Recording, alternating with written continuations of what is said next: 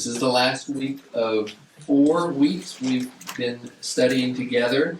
Next week, David and I will both be gone, so Frank will be holding down everything, a one-man band, and I'll be going to a much less respectable place than David. I'll be in Las Vegas, so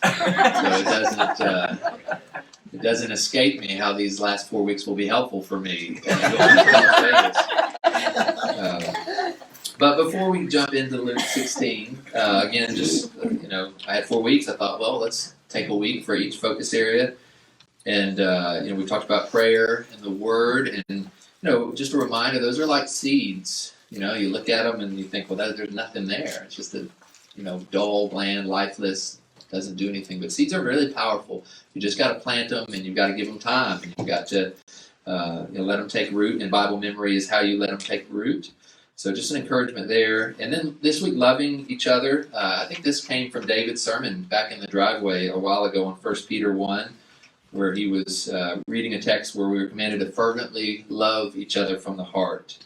And I remember David gave an illustration. I don't remember what it was. He was carrying something. I think it was in Honduras. I don't know.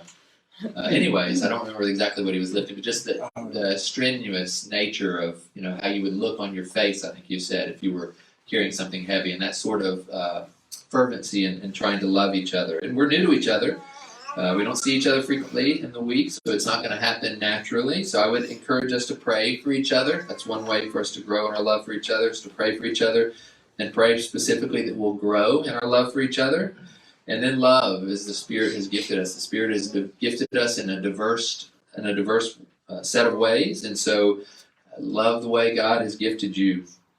We're hoping this Wednesday to eat ice cream together after Wednesday night, so consider coming. I was planning on doing it 2 weeks ago to celebrate the 20th anniversary of the Crows, and it was a good week anyways, but I ended up in Indiana, and then I was planning on doing it last week, but work kept me away. So hopefully this week we'll be able to do it, but just encourage us to continue growing in our love for each other. So we're going to go back to Luke 16, and review a little bit, just briefly, what we learned last week. You'll recall this is a really hard parable. I mean, that's how it's generally introduced. And I put a couple quotes up there, both from an official source, like the Expositor's Bible Commentary, and how it's notoriously a difficult parable, and then unofficial source, like Wikipedia. Like, hey, it looks like they're asking us to be dishonest, or what does this even mean, So it's considered a very difficult parable to grasp its meaning. And it's not primarily because of the content in it. And we're going to read it here again, and you'll recall, we can understand the story. And let's read the story just to get it back on our mind. Luke 16, Jesus was also saying to the disciples, there was a certain rich man who had a steward. And this steward was reported to him as squandering his possessions. Remember, steward's just a manager. He doesn't own it. He's managing the resources of this rich person. And you'll recall we talked about how it was really easy to get into a situation like this. In fact, that's the one attribute that's asked of a steward, is that they be found faithful, because the owner's not able to manage. The owner's not able to be there. So it's really easy for a manager to squander or misuse resources. And that was happening in this case. And the rich man called to the manager, to the steward, and said to him, what is this I hear about you? Give an account of your stewardship or your management, because you can no longer be steward. And the steward said to himself, what shall I do? My master is going to take the stewardship away from me. I'm not strong enough to dig. I'm ashamed to beg. I know what I'll do. So that when I'm removed from the stewardship, he hadn't been removed yet. He knows it's coming. I know what I'll do, so that when I'm removed from the stewardship, they'll receive me into their homes. And he summoned each one of his master's debtors and began saying to the first, how much do you owe my master? And he said, 100 measures of oil, or just say $100. And he said to him, take your bill, sit down quickly, and write 50, cut it in half. And he said to another, how much do you owe? And he said, 100 measures of wheat. He said to him, take your bill and write 80. And so again, that wasn't difficult to understand, right? I mean, the story is simple enough.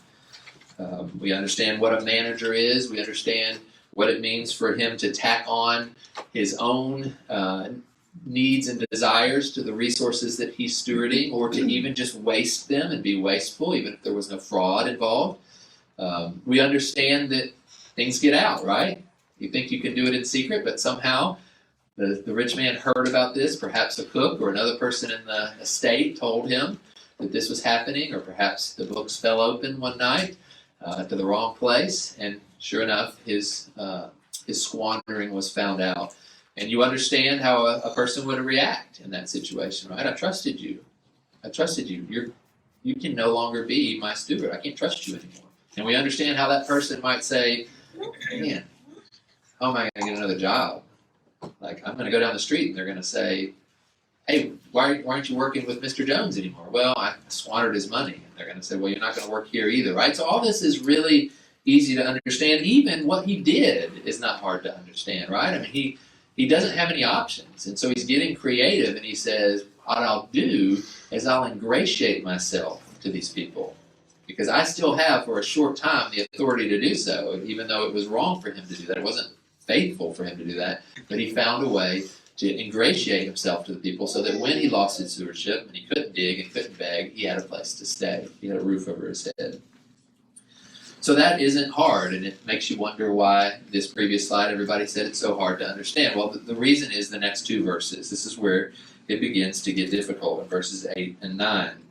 First, the master, the rich man, praises the unrighteous steward because he had acted shrewdly or creatively or wisely or sensibly.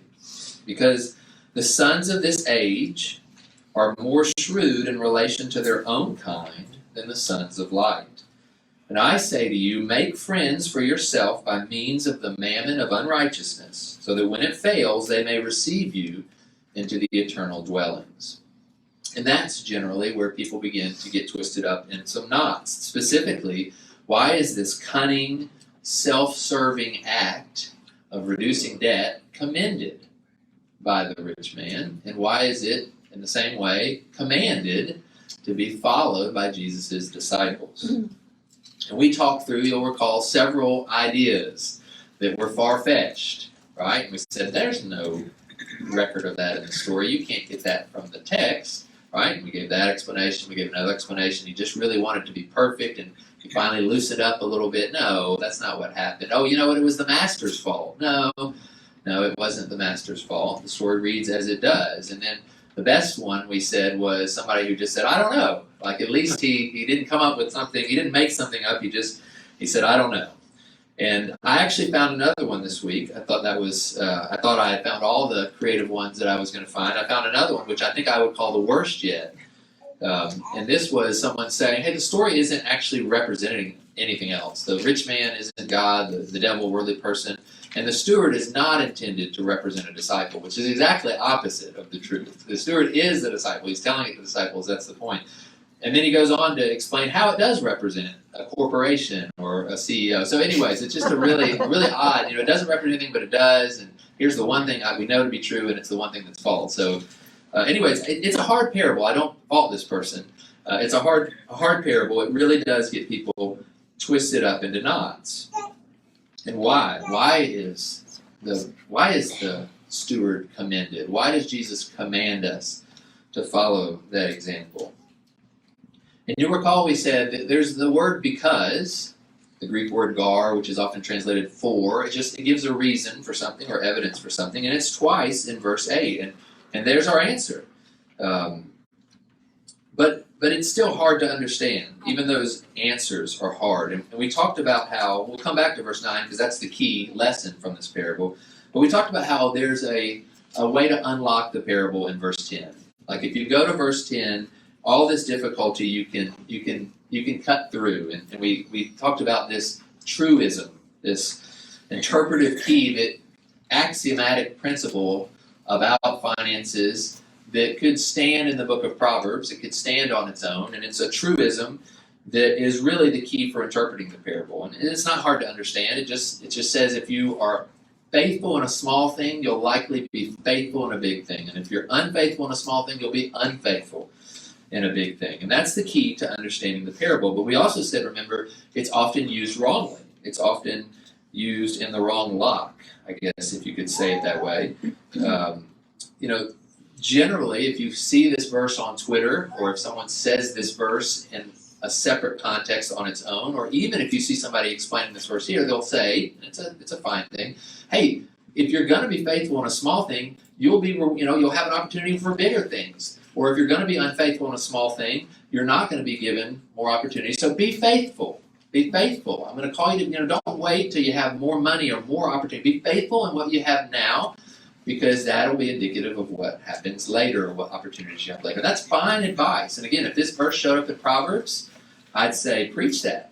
That's a good thing to say, right? Don't think that you just got to wait till you have the big time, the big show, before you act faithfully. I think that's a great lesson. But that's not why this axiom is listed here. That's not why Jesus states this truism here. He doesn't state it so that he says, hey, if you're faithful in small, something like money, you'll be faithful in something bigger. If you're not, you're not. So be faithful. That's not what Jesus is saying. Rather, he's saying, if you are unfaithful in a little, you'll be unfaithful in much. And if you're faithful in a little, you'll be faithful in much. Therefore, given that you've been unfaithful, what does that mean? If that's a truism and you've been unfaithful, then what comes as a result? What does that mean? And we gave 4 reasons to confirm that was Jesus' meaning. I'm going to repeat 3 of them today. One was the parable itself. Right? This is a parable to Jesus' disciples, and they are represented, unlike that last explanation, they are represented by the unjust steward, and that's the point. You can't say that Jesus is calling them to be faithful. It doesn't make sense of the parable, because how do you make sense of the parable at that point? Is it be faithful like the steward was faithful? No, he wasn't faithful. Right? He wasn't faithful in the beginning. He wasn't faithful in the end. He was wise or shrewd, right? So maybe you could say, well, it's being taught by a negative example. No, because Jesus commends him. He says, be like him, right? Or maybe he was unfaithful at first, but faithful later. And again, we say, no, that's not how you describe his later acts. They weren't faithful, they were shrewd. But if you say, hey, the point of this is to say, if you are unfaithful, here's how you ought to act, as a result, that you can make sense of the parable with. You can say, look, this guy was unfaithful, and look, he knew something was coming, and look how he acted wisely. And so Jesus may say, here's the principle. You unfaithful in a little, you're going to be unfaithful a lot. Therefore, you ought to act in a certain way. We talked about another reason that confirmed that understanding. I think the strongest, other than the new one that we'll share today, and that's the 2 verses that follow. Jesus tells that axiom. He expresses that proof, that truism, and then he says, therefore. So, hey, here's a foundational truth about faithfulness or unfaithfulness. And now, therefore, on the basis of that, if you have not been faithful in the use of that which is another's, then who's going to give you true riches? If you've not been faithful, then who's going to give you your own? So it's very clear that he doesn't say, if therefore you don't prove to be faithful, right? He's not talking in the future tense, like be faithful, because if you don't prove to be faithful, he says, no. Therefore, if you haven't been faithful, the assumption is you haven't, then nobody's going to give you more. So if you haven't been faithful, nobody's going to give you that which is your own. Therefore, you need to act like the steward, right? He only expounds the unfaithful part. There's no explanation of what you should do if you have been faithful. And then lastly, we said from the dialogue that follows, you can get the same thing, because you have the Pharisees, and they're listening, and they take umbrage to Jesus. They say, I don't like that story. I don't agree with it. I think that's ridiculous advice, Jesus. And again, what are they upset about, right? They're not upset that Jesus would call them to be faithful. They're upset with the idea that Jesus is saying they haven't been faithful, right? That's what they take umbrage at. They see their riches as indication that they have, and they expectations that they'll be given more. They don't identify with the unjust steward. So why would they take his advice to act like him, particularly to make friends with unrighteous men? Instead, verse 15, they justify themselves. They say, I'm not guilty. And again, that shows that's what Jesus had in mind with this parable is, hey, you're guilty, and so therefore act a certain way. And Jesus comes to them and says, you may want to force your way into the kingdom, but the law is going to keep you from that. You can't get into the kingdom that way, right? And he particularly calls out adultery, and we talked about John 8 and how you recall they were ready to stone a woman in John 8, and he said, hey, if you don't if you're not guilty of the same thing, then go ahead. And they all walk away. So, there's a quick one-line law that you can use to really slay a lot of people, at least in that group. So that's where we got last week. That's essentially where we got last week, was to say that's how you have to understand the parable to make sense of it. I want to make one clarifying point before I give one last reason, and I think the strongest for how we understand this parable, and then talk very practically about what it means. When I say Jesus assumes we've been unfaithful, I don't mean that he assumes we've been unfaithful with money. I mean, this is a parable about money, but I don't mean that. I think that would be true. My guess is that if you look at verse 13, it says you can only love God or money, that none of us have been faithful to that all our lives, right? I mean, my guess is it would be true enough to say that Jesus would assume we've been unfaithful with money. But I don't think that's what he means. I think, he brings up adultery as an example to convict the Pharisees. I think the idea is more, we're a sinner. We are not righteous on our own. We are a sinner, and we don't expect to be rewarded on the basis of our righteous behavior. Jesus is taking that truth and he's applying that to what it would look like in money. So the idea is, as a sinner, don't think that you're going to be rewarded in many ways, but in one way with true riches or with something that's your own. Instead, if you want to gain entrance to the kingdom, don't expect to be given a reward and that's what you're on. You're going to have to go a different way. Just like the unjust steward recognized, hey, I'm guilty. If I want to live, if I want to get out of this predicament, I'm going to have to work a different way. I can't just assume that I'm going to get a raise or I'm going to get my own place, right? And this different way will impact all of your life, this way of thinking, recognizing you're a sinner, but it will impact your money, to be sure. Now, to confirm this sort of general understanding and to prove this approach to the parable, I want to give one last, and I think strongest confirmation of it. And that is, I want us to look, we've looked at the parable, we've looked at the text itself, I want us to look more broadly around in the surrounding context. If you look a little before and a little after the parable of the unjust steward, you're going to see that it's the fourth of 5 parables.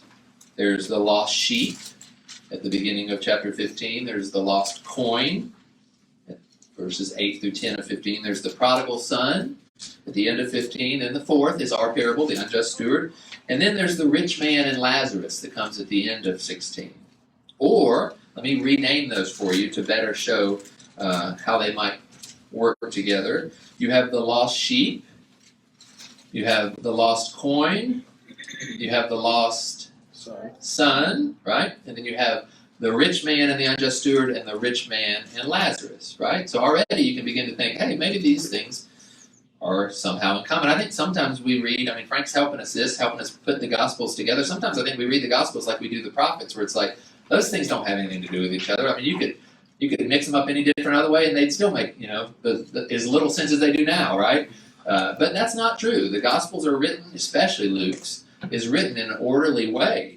And this is a long discourse where these are related together. And really, to be honest, it's embarrassing if we wouldn't connect our parable with the one that follows, at least, because it seems really clear that those are meant to be read together. Let me just give you some examples. Look at verses. Put your finger on verse 1 in your Bible. I don't have this on the screen. I'm sorry. Put your finger on verse 1 and your finger on verse 19, and tell me that they're not trying to make us think that these are to be read together, right? Here's how verse 1 is introduced. There was a certain rich man. Now, verse 19. Now, there was a certain rich man, right? He's introducing, again, we had the thing a while back, once upon a time, right? It means something here. It's very clear he's introducing the parables the exact same way. But that's not it. They both clearly deal with what topic?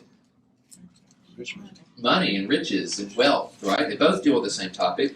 Our parable ended with Jesus bringing up the law and the prophets, right? And we kind of scratched our head and said, that's odd. And we explained that, but it ends with bringing up the law and the prophets. And you'll notice at the very end in verses 29 and 31 that parable also ends with a statement about Moses and the prophets. 2 statements, verses 29 and 31. But the biggest of all is the stories have the exact same story, if not opposite. They're opposite, but they're the exact same story, right? And the unjust steward you have a person who calls people to himself and uses money to get a reception later in life, right? And in the rich man and Lazarus, you have a person who ignores the person right in front of him, right, and won't use his money to make a friend, and gets a cool, sorry for the pun, reception later, right? So it's the exact same story told negatively. Like here you have this, unrighteous son of a gun, guy you wouldn't want to normally look at as an example, who does the right thing. He acts shrewd,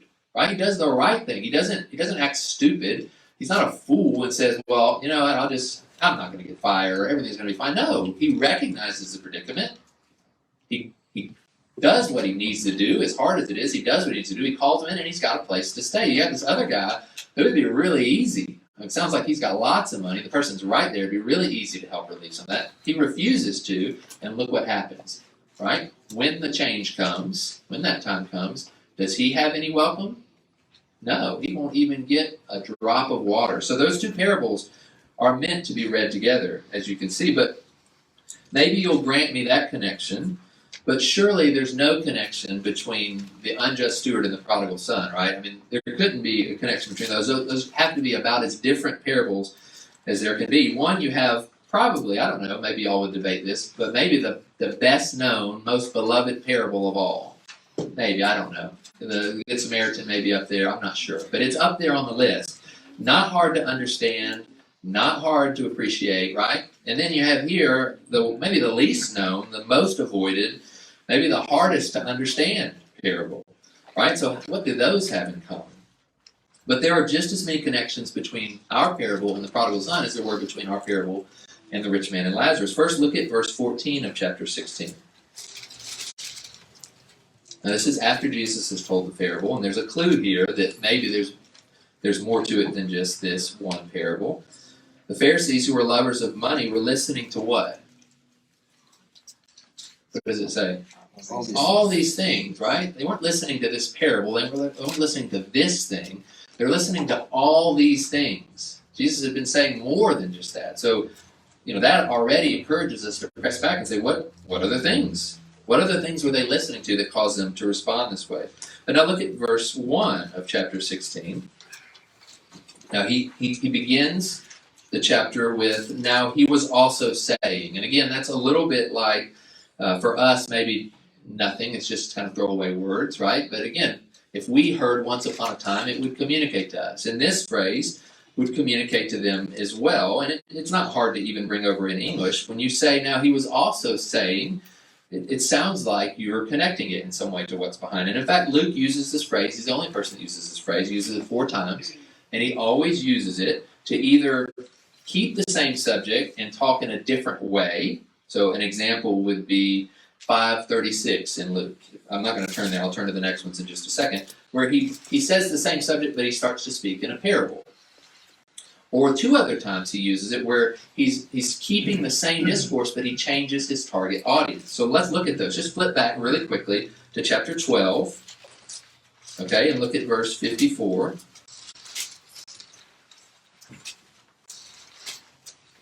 And he was also saying to the multitudes. Well, look at verse 41.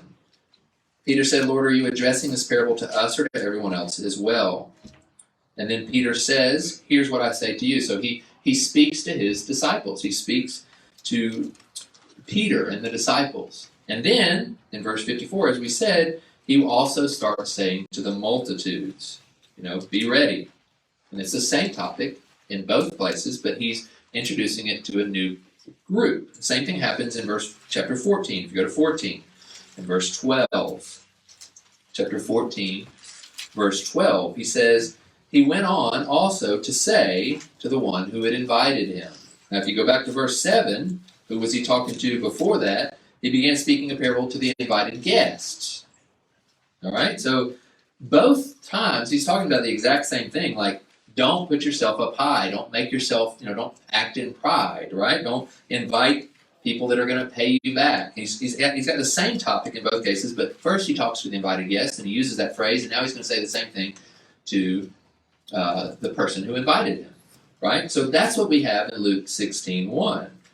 Whoever he was talking to before he's now going to say the same thing to his disciples, his followers, right? So that encourages us to say, hey, we can gain some context here by looking back. Now look again at verse 1. He says, there was a certain rich man who, and this is chapter 16, verse 1. There was a certain rich man who had a steward, and this steward was reported to him as squandering his possessions. Have you heard that word? Would you think maybe we had heard that word before, squandering? The prodigal son, right? It's the exact same word. Now, it's a word that's used multiple times in the New Testament. It's usually used of scattering, like, hey, I strike the shepherd, and the sheep are scattered, right? Well, here it's used twice in the New Testament in terms of scattering and sort of wasting, and that's our parable, the unjust steward who squandered the possessions, and it's the prodigal son who took his dad, or at least half of his dad's inheritance, and squandered it. All right, so we've got that connection as well. And I hope we're all convinced at this point, but I'll say two more things.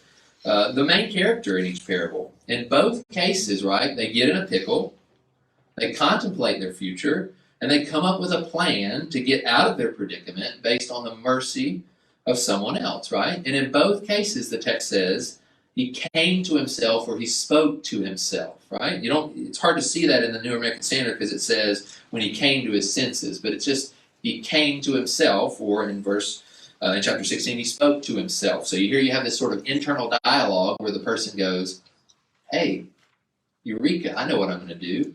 I'm going to cast myself on the mercy of others. So the same thing happens. And even if you don't think about the main character, if you think about the master or the father in each case, right? In both cases, we've said they act really surprisingly, right? You expect the father to, you're not even going to be my slave. Like, get out of here. You're dead to me, right? And no, he runs and kills the fattened calf. And here you've got this rich master. You expect to be like, you weren't a jerk enough already. And now you went, cost me all this other money. He commends him. And even both stories end with a complainer, right? You've got the Pharisees at the end of 16. They're like, that's dumb, right? And then you've got who in the story of the prodigal son? You got the older brother that's like, that's dumb. I've been here all along. No, that's not right. So, anyways, all this to say, it seems clear that Jesus is telling these in a strand in a discourse, and a strand of stories, not independently. They're meant to be read together. And then lastly, I mentioned there were two parables before, and it's easy. It's on the surface. It's widely acknowledged by readers of Luke, by anyone who reads, that the previous two parables are very similar to that of the prodigal son, right? I mean, in both cases, there's a rejoicing moment where you say, hey, something was lost, and I found it, right? Whether it's a sheep that he went and found, or a coin, or whether it's the prodigal son. And there's no break, anyways, between those two parables and this one. So that's going to help us. That observation is going to help us. All these parables are meant to be read together. The lost sheep, the lost coin, the lost son, the rich man and the unjust steward, the rich man and Lazarus.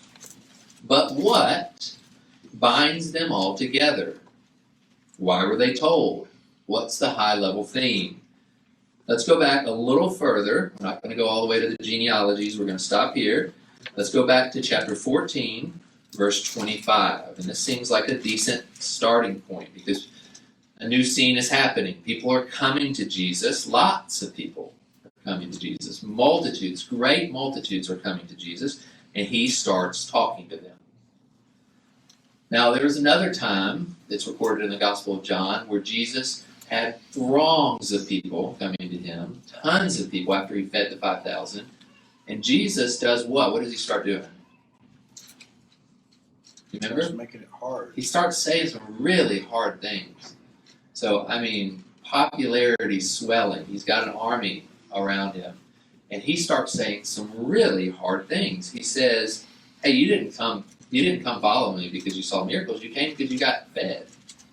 You came because you got your hunger satiated. And he says, look, the truth is, if you want to follow me, you've got to eat my flesh and you've got to drink my blood.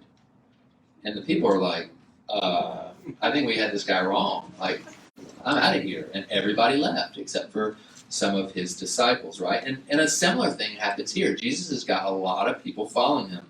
And he starts to say some really hard things. All right, I'm going to put them up on the screen here, but we'll look at them in Luke. in the end of 14, he says, look, if anyone comes to me and does not hate his own father and mother and wife and children and brothers and sisters, yes, even himself, even his own life, he can't be my disciple. So if you don't hate everyone in your life, including yourself, you can't be my disciple. In fact, you need to pick up your cross and follow me if you want to be my disciple, which was clear what he had in mind. Like, you need to go to death, and not any kind of death, a really bad kind of death.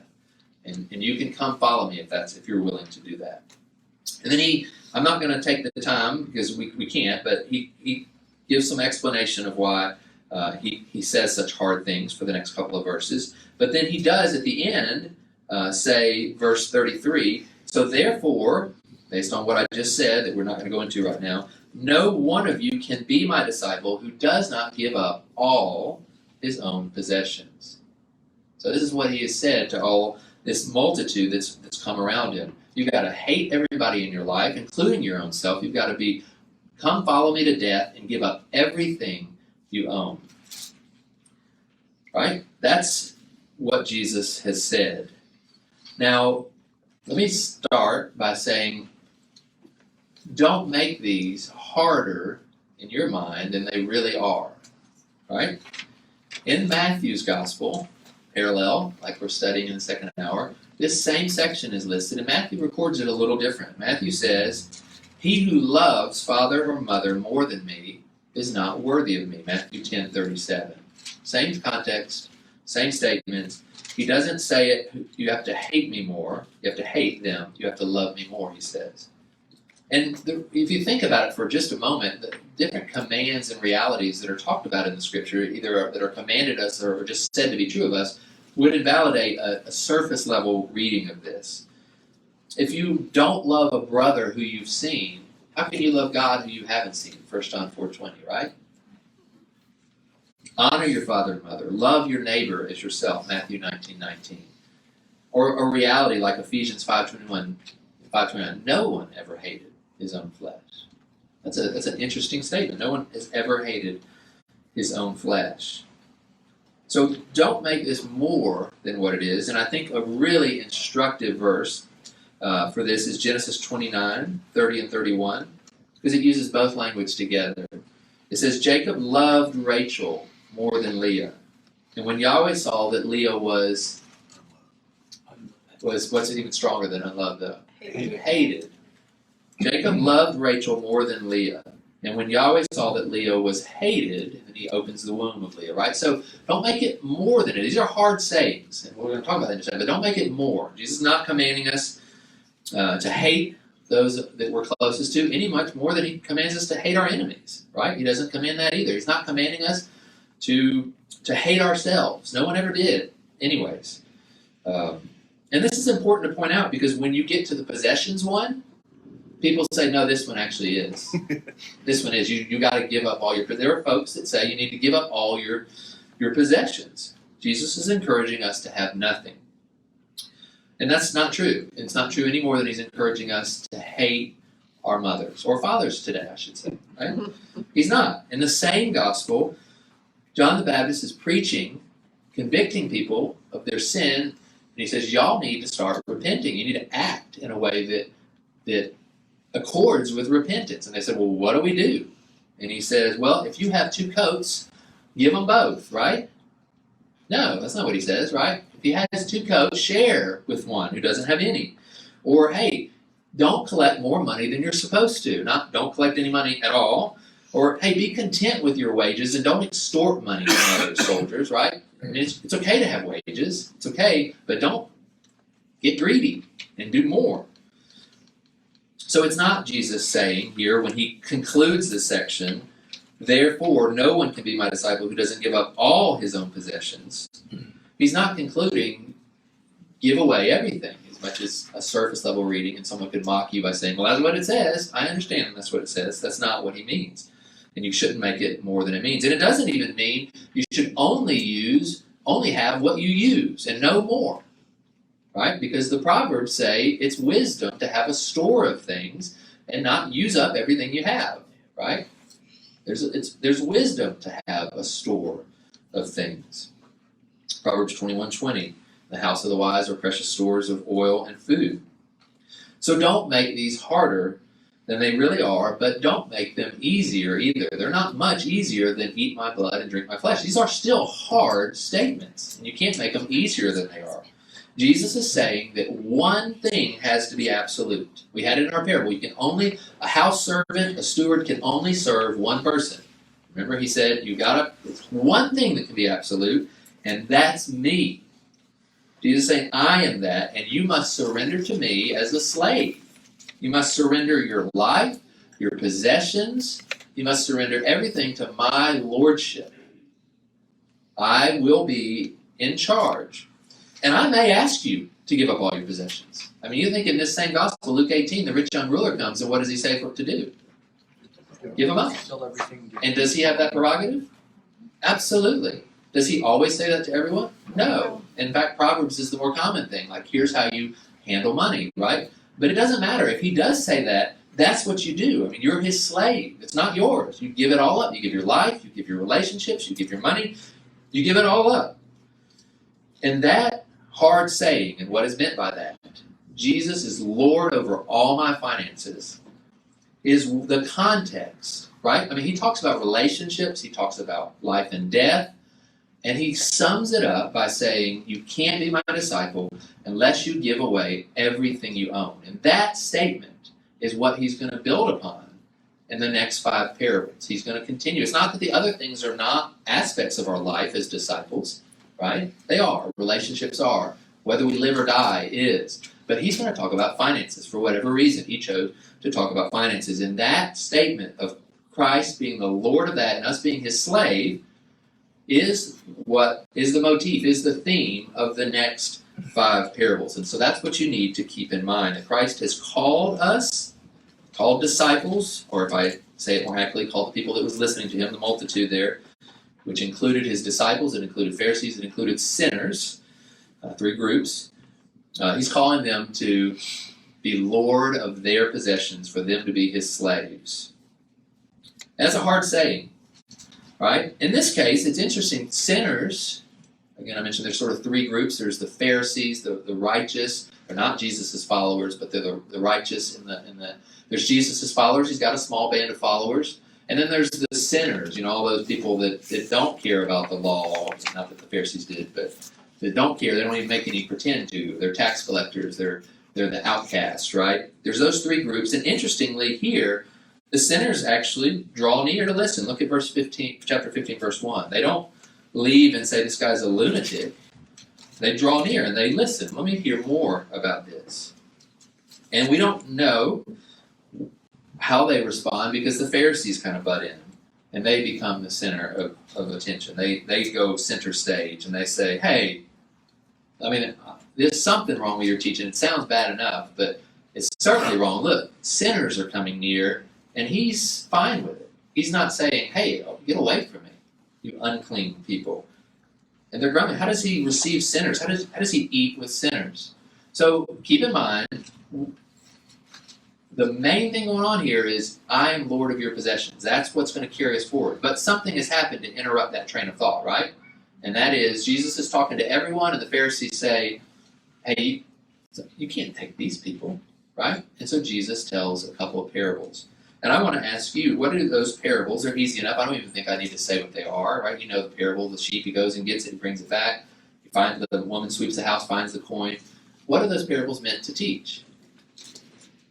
They all have to do with rejoicing over something that was lost and now found. Okay, and why is that important for what Jesus is teaching right now? When he's interacting with the Pharisees, they're grumbling at the fact that these sinners are coming to Jesus, and they should be rejoicing. Okay, so the sinners are welcome. Sinners are eligible. In fact, you could almost argue that there'd be more rejoicing over them than somebody who doesn't apparently need to repent, right? So he's telling those 2 parables specifically to engage the Pharisees, saying they can't come. He's saying, yeah, they can come. In fact, you know from life itself, from experience itself, that that's not the way you act. When something is farther lost, when something's farther gone, that makes you all the more happy when you find it. So, no. All 3 of these, you're eligible, Pharisees, disciples, you're eligible, sinners, they're eligible, right? They're all eligible for this. Do you want to be my slave? You want to come? Give up your life, give up your relationships, give up your possessions. You're all eligible, right? Now, that's the first two parables. The second parable, the third parable, that of the prodigal son, I think tells the same story, right? It's still, right? I mean, this wicked son who squanders the family inheritance and basically says, Dad, I wish you were dead, right? He's received, right? So it's telling the same story, but it's telling more, isn't it? It's not just telling that. It is telling that, but it's telling more. And I want to argue that what is being told in this parable is back to the main point, because that's what Jesus wanted to talk about. That's what he was talking about. He paused for a minute because of the interruption, but he's back to his main point, which is, if you're going to be my disciple, you have to give up everything you have. Now, noodle for a second on that. How would that parable contribute to that in any way, right? How would the story of the prodigal son squandering all that and then coming back to his father as a slave, right? He specifically says, I'll be your slave. I'm not asking for anything more. How would that contribute? Well, I'm going to argue that sinners may be in an easier place to do what Jesus is calling than the Pharisees, right? I mean, you've all heard the trope. Those Christians, they just, they needed a crutch because they hit rock bottom. And you hear Christians that say, I hit rock bottom and I needed a crutch. We're both saying the same thing. We're just, one of us is admitting it and one of us is mocking us, right? But the fact is that if your call, Jesus, is to give up everything, is to become my slave, right? And again, let me insert a disclaimer here. Jesus is a great master. Like, he calls his slaves friends, right? So he calls us to come as slaves, and he calls us to be his, obedient servant. But he treats us different. He's gracious. So don't hear me saying that that's the relationship from here on out. I mean, he's gracious. He treats us as sons. He adopts us, right? But the call to come is to come as a slave, is to give up all your possessions, is to give up your relationships, to say you're Lord. And I'm arguing here that the prodigal son story says it's a lot easier when you got nothing to give up to do that, right? I mean, that's what that story teaches us, that it's okay, it's rejoicing for sinners to come. But here you have this son who unquestionably is a sinner, unquestionably is unrighteous, and he comes and does what he needs to, what Jesus is calling us to do. He comes and says, I'll be your slave. And sure enough, God acts just like I just said, right? He treats them much better. But the older son, who has everything, in fact, that's what it says explicitly at the end of chapter 15. He says, you have always been with me, and all that is mine is yours. But he can't even spare one calf to celebrate. So he's having a much harder time acting that way, right? He's having a much harder time letting Jesus be Lord of his possessions, or in the parable, letting his father, be gracious with his possessions the way he wants. So I think this parable teaches that it's easier for someone who has lost all, who is a sinner, who doesn't have much to give it all up, than someone who is rich, someone who does have a lot. Now, with that, Jesus then turns, as we mentioned in verse 1 of chapter 16, he turns and he says also to his disciples. So who has he been talking about before? Who has he been talking regarding? Not necessarily to. I think he was probably talking to the Pharisees, right? They're the ones that grumbled. They're the ones he's showing. You may think they can't come, but who is he talking about? The sinners, right? He was talking about the sinners. They were the sinners who drew near. It was the sinner who was represented by that sheep way out there, who was represented by that coin that wasn't with the other coins, who was represented by that son who went off and squandered the money. He's talking about the sinners. Now he turns his attention and says, what about the disciples? What about them? What about you guys? How does this apply to y'all? Right? So I'm going to argue that a disciple is someone who's already following him, right? It's someone who has already recognized. I mean, Peter, even just going back to John 6 that we talked about earlier.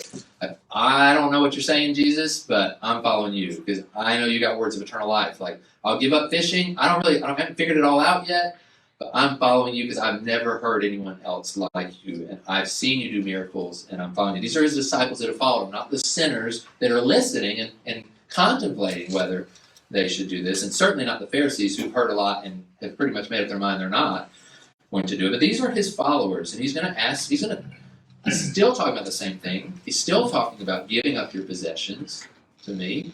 I'm Lord over your possessions your entire life. So how does it relate to those who have started to follow him? What does it look like for one who's already following Jesus? Well, the same principle holds. In terms of faithfulness and how we came to become a part of the kingdom, if we do, what is the difference between the sinners, tax collectors, and those that have chosen to follow him already? What's the difference? There is none. There's no difference, right? These folks are sinners. Yes. What about these folks? How did they come? They were sinners. They were unfaithful too, right? No difference. The same thing holds for disciples.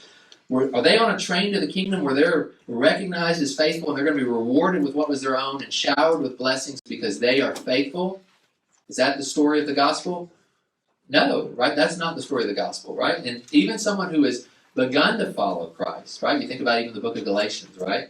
Like, it's really easy once you begin to follow Christ to lose that story and say, no, I'm on the train that the sinners can get on. That's still the train I'm on. I'm still on the grace train always, right? They too, his disciples, like the prodigal son, like the sinners, should recognize and remember their unfaithfulness and act in a way that recognizes they're going to lose everything anyway.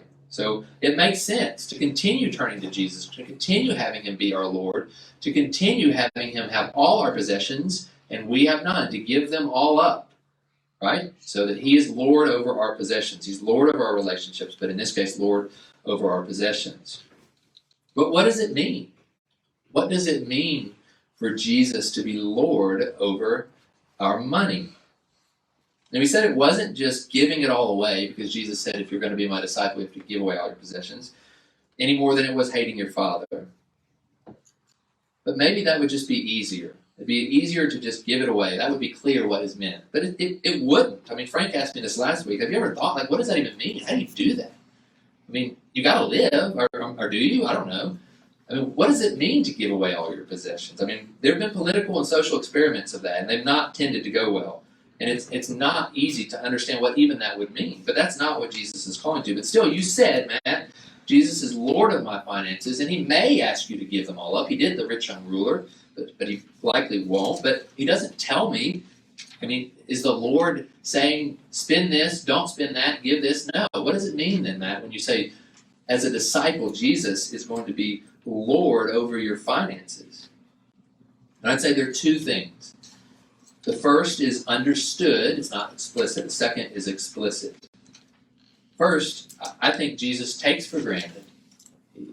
It's understood throughout the rest of Scripture. It's just understood. You have to take care of yourself and your loved ones. Paul says to not take care of your own families makes you what? Does anybody remember? Worse than an unbeliever. There are many places in the Bible that help with that, and I'm going to recommend a book or two at the end to help with that sort of base understanding. But this is a sermon on overcoming financial temptations, and here we're not talking about base financial skill, but rather overcoming the temptation to love money and accumulate inappropriately. Because I said earlier that Jesus being Lord of your finances doesn't even mean you don't save or store, but there's going to come a point where you're going to question. There's going to be a tension. There's going to be actually a temptation. You read it in Luke's gospel. I'm going to build bigger barns, right? Or I'm not going to give up my possessions to follow Jesus. Or Ananias and Sapphira, or Gehazi, or Achan, or the parable of the sower, or James 5, all those that we said. So given that Jesus doesn't, as Lord, tell us explicitly and line by line what to do with our finances, how do we obey him as Lord? What does that even mean? Well, maybe it seemed harder than just saying give away all your money, but it's actually easier, and Jesus boils it down to one thing. He says, I'm Lord of your money. Take care of yourself and your family, but otherwise, make friends with your money. That's what he says. He says, make friends with your money.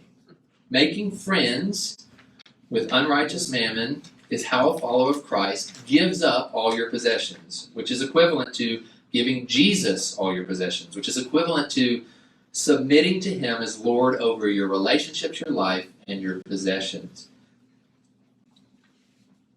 Now, there are two wonderful things I think about that. First, it's easy. I mean, I say it's easy. It's simple. It's in one simple phrase. It's make friends with your money. Now, there'll be tension between that and how you care for your family, and then how you give to make friends. But God gives his Spirit to help us in that. But that's what it is. It's simple. It's, I'm going to be Lord of your money. You come to me as a slave. You're not going to use your money the way you would have otherwise. I expect you to take care of your family. Again, I think that's understood here. And I expect you then to use your money to make friends. Friends, eternal friends. Things of eternal significance. I think it's wonderful that it's so simple. And second, I think it's wonderful that he gives a command that ultimately is for our good.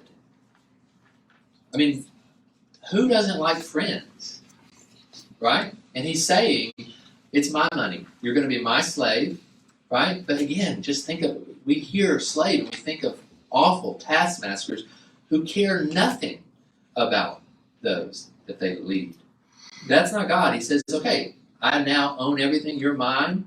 You're going to be my son, and I want you to use your money to make friends for yourself. But that's what I expect of you. That's what I want you to do. And so it's clear in the parable, right? I mean, it benefits the steward. That's what makes it so hard, is it's like, I can't understand it because his act is not righteous. It's self-serving, right? Well, it is. And God commands us to use our money in a way that benefits us long-term, in the sense that we make friends. So Jesus would have us to be wise in our finances and care for our family, thinking about things like getting out of debt, saving for a rainy day, having diversified investments. Those are all things that are not in conflict with Jesus' command. I mean, those are things in the scriptures, in Proverbs, in Ecclesiastes. It's not Jesus changing things here. But what Jesus is commending and commanding is in healthy tension with that, led by his Spirit. He wants us to use our money to make friends that would welcome us into eternal dwellings.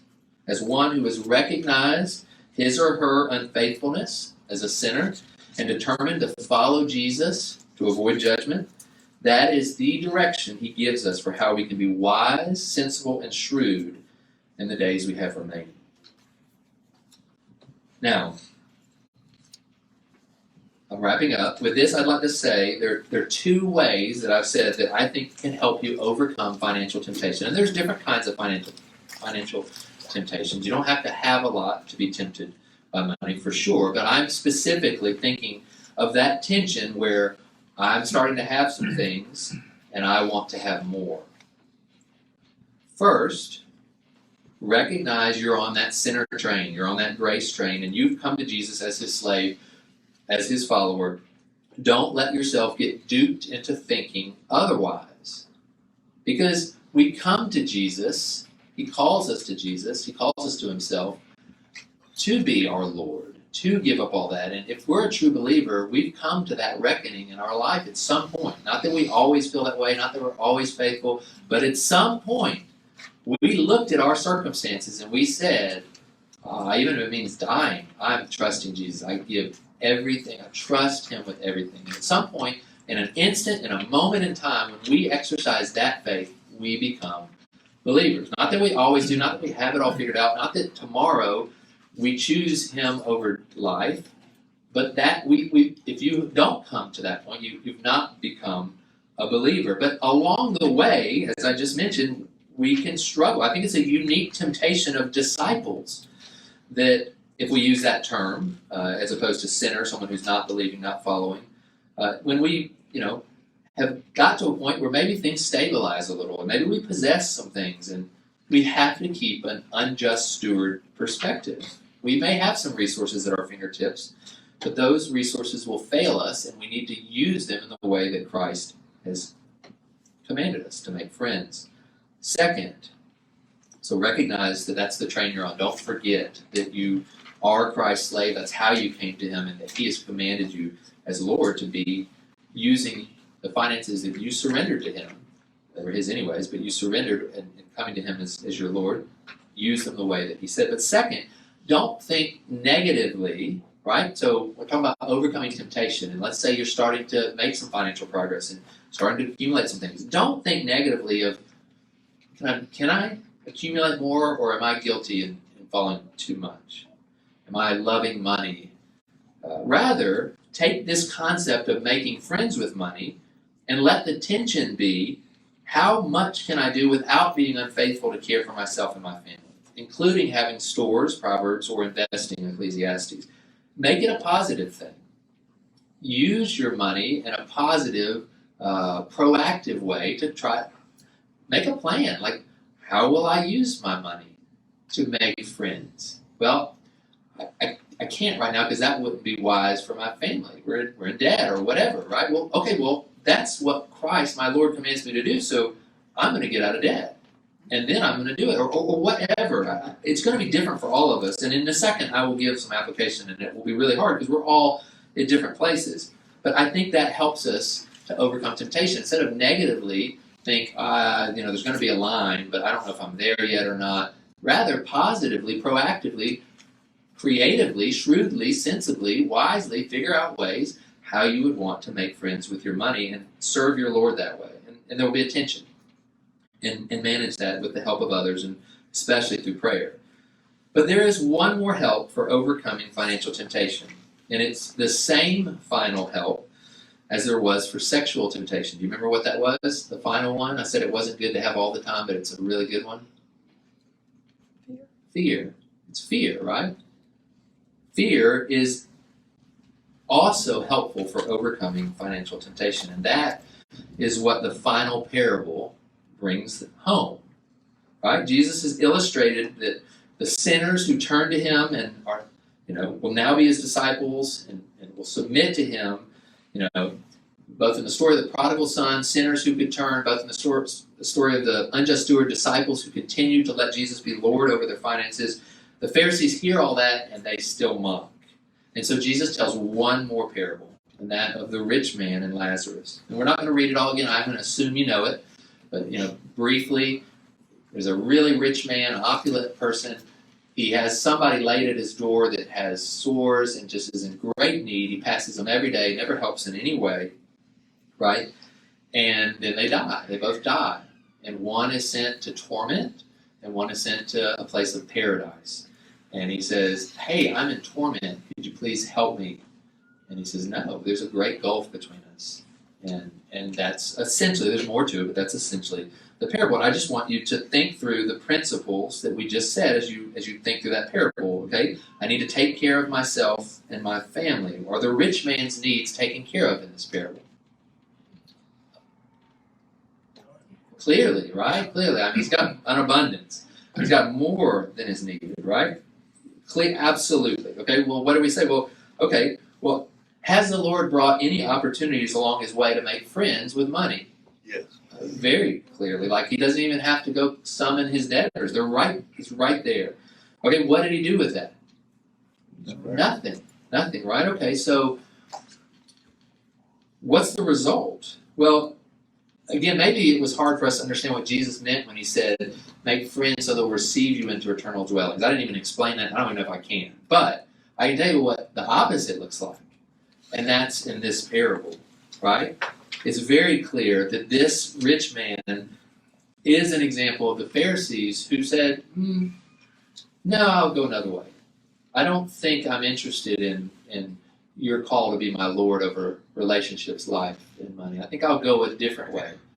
And because I'm going a different way, I don't feel any compulsion to make friends the way you described with my money. Well, to that attitude, and not that any of us, again, Jesus speaks as clearly as possible. I mean, the person's laying at his door, he's opulent. I mean, there's all in between. I mean, this is the clearest example he could do. But still, to anyone along that spectrum, this parable illustrates another way to overcome financial temptations, and that's through fear.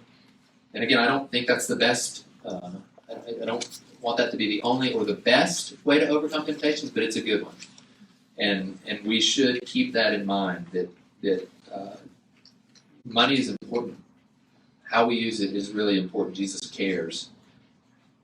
And if we use it wrong, there's something to be feared. Now, I'm going to I'm going to close my Bible for just a second because this is going to be illustrative that I'm talking on my own now. So this is it's kind of like before when I gave some opinions on ways to help with sexual temptation, and I said I didn't get these from here, but I think they're good advice. But you can ignore them. You know, they may not be good for you. We're all in different circumstances. We all are wired different ways, and wisdom doesn't always look the same. But I think there are a couple ways to pursue this further if you'd like. First, if you want to learn more about the proper mindset around finances and to think about it from a biblical perspective, I would recommend a guy named Randy Alcorn. I told you last week I disagree with his interpretation of the parable, but he's still written a lot of really good stuff about money. There's a short little book called The Treasure Principle. It would take you, 45 minutes to read. What's it called? The Treasure Principle. It's a little bitty book. You can fit it in your pocket. It's really easy and cheap and fast. It's going to help you if you want to continue thinking about this proper mindset around finances. He also wrote a long book called Money, Possessions, and Eternity. It's longer if you'd like to spend more time thinking about it. Second, there is that sort of financial side of things, the sort of first side, the meeting the needs of your family in a wise way. I learned I'll say, I'm a math person. I guess I can't say that a million times in a room. I'm kind of a math person. I could say that in any other room. But I was not very wise about these things. I went 10 years with Donna, arguing a lot about money, not knowing anything. And, you'd think, golly, you grew up with, loving parents. I don't know, I missed it. And I'm a math person, but I missed it. So first I say that just to let you know, I'm not an expert in this. But I learned everything I know from Dave Ramsey. And I don't endorse everything he says. I don't endorse him in total. But he helped me tremendously. And his books are easily available for free at the library. Randy Alcorn's I don't think are going to be at the library, but you can get Dave Ramsey's books at the library. And his baby steps and his explanation of budgeting made a huge difference in my life and in my family's life. I know Frank learned from Larry Burkett, I think.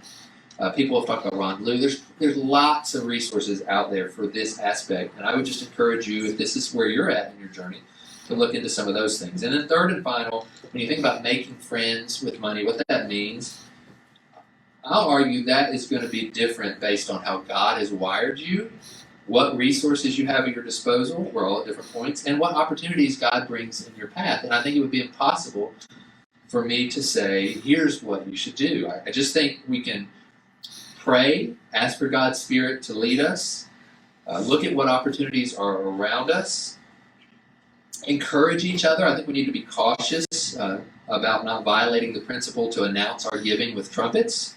But Randy Alcorn makes the point of it's still, you want to encourage each other. It shouldn't be totally taboo.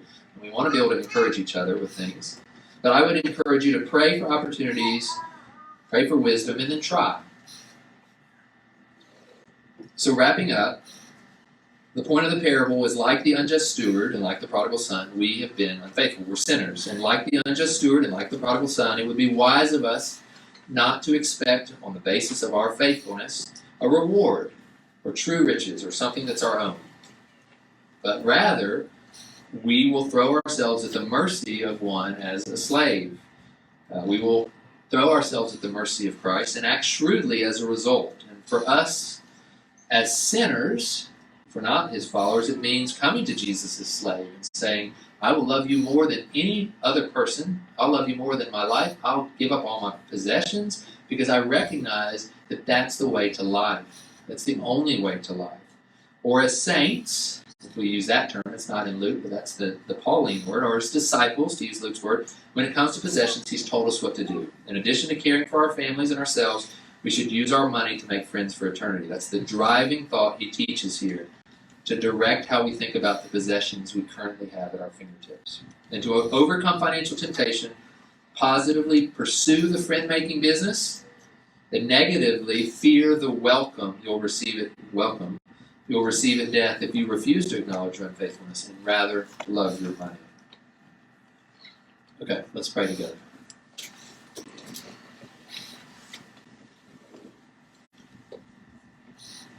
Lord, we thank you for your word again. We thank you for the instruction it gives. And we thank you particularly for who you are and for those of us, many of us, who have recognized that you are the divine one, you are the ultimate, the absolute, and we have thrown ourselves upon your mercy and trusted you, even giving up in a moment, trusting you with our lives, our relationships, our resources, our everything. And we just thank you for your character that though we would happily be your slaves, as the prodigal son said, rather you treat us as sons. And then you give us instruction that is for our good. You give us instruction that ultimately leads to us having eternal friends. So we thank you for the way that you have in love ordained the world and chosen us and revealed yourself to us. And yet, Father, we fear. We don't only fear, but we fear. We fear that we'll fall victim to sexual temptation or to financial temptation and be shipwrecked. There's so many examples. And those are people like us. And yet, God, you've given us each other. You've given us your word. You've given us prayer. You've given us all these things to help us to be faithful, to help us. And more than anything, you've given us your Spirit. And so we ask for your Holy Spirit to continue to fill us and to lead us and to be, as it were, Jesus with us, but better, Jesus in us, so that we are faithful, so that you keep us, so that you grant us all that we need of life and godliness. Until that day.